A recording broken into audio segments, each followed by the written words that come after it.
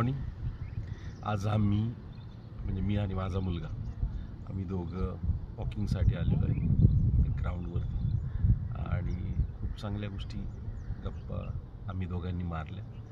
आणि आता वॉकिंग झाल्यानंतर आता आम्ही आलेलो आहोत एक अशा ठिकाणी जिथं सकाळी जी मुलं येतात प्रॅक्टिस करतात, पोलीस प्रशिक्षण किंवा इतर गोष्टींसाठी जी मुलं येतात जे अकॅडमीमधली, तर तिथं ते लांब उडीची प्रॅक्टिस करतात. आणि सर्व मुलं गेल्यानंतर मग आम्ही त्या मातीमध्ये जाऊन बसतो. ही जी माती आहे जी तुम्हाला दिसते ती आपल्या जीवनाचा अविभाज्य घटक आहे. कारण हे जे आपलं शरीर दिसतंय ना त्याची पण नंतर माती होणार आहे आणि आपण पण या मातीमध्ये एकरूप होणार आहोत. आम्ही चालत असताना ऋषी आणि माझा मुलगा जो आहे ऋषी, आमच्या दोघांचा विषय तो चालला होता की आपण जे पायात चप्पल न घालता इकडे आपण जे पायात चप्पल न घालता चालत आहोत, शूज घालून पण आपण चालू शकतो ना, किती खडे टोचतात असं मुलगा माझा म्हणत होता. तर आता ही प्रॅक्टिस मी खूप दिवसापासून करतोय. खरं तर खूप दिवसापासून मी पायात चप्पल न घालता चालतोय.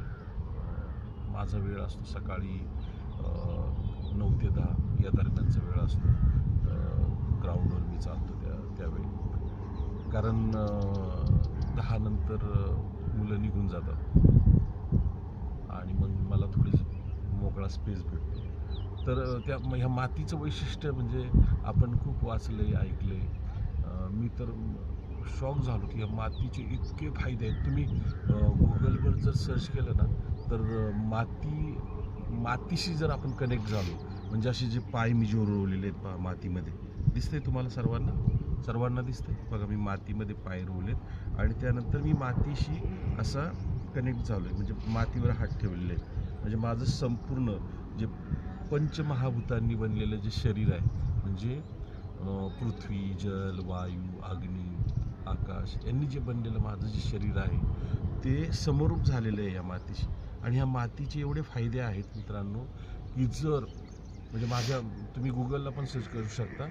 माझ्या वाचनामध्ये आलं, ऐकण्यात आलं, मी गुगलला सर्च केल्यानंतर की ह्या मातीशी जर तुम्ही रोज अर्धा तास मातीवर म्हणजे आपण म्हणतो ना नंगे पैर चालना, म्हणजे पायात काही न घालता जर तुम्ही मातीवर चाललात किती अर्धा तास, फक्त रोज अर्धा तास, तर तुमचे सर्वच्या सर्व आजार, कोणताही आजार असू दे, कितीही मोठा आजार असू दे, अगदी कॅन्सरसारखा आजारसुद्धा बरा